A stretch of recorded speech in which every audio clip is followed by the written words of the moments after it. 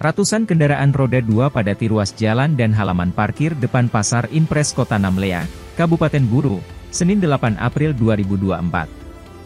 Dari pantauan tribunambon.com di lokasi, pada pukul 12.15 WIB, kendaraan roda 2 telah memenuhi setiap halaman parkir di depan pasar.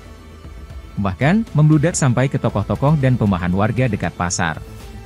Hal ini dikarenakan Pasar Impres selain menjual aneka sembako, pasar ini juga menyediakan berbagai macam pakaian dan menjadi pusat perbelanjaan di Kota Namlea. Selain sebagai pasar sembako, pasar ini juga terdapat terminal mobil tujuan desa-desa di Kabupaten Namlea. Rahman, juru parkir di tempat tersebut mengatakan sudah 2-3 hari kendaraan membludak di tempat parkir. Ia melanjutkan bahwa sore hari akan lebih banyak lagi. Meskipun parkiran di Pasar Namlea ramai, terlihat ada kepolisian dan dinas perhubungan dalam mengamankan lalu lintas di depan Pasar Impres Namlea. Download Tribun X sekarang, menghadirkan lokal menjadi Indonesia.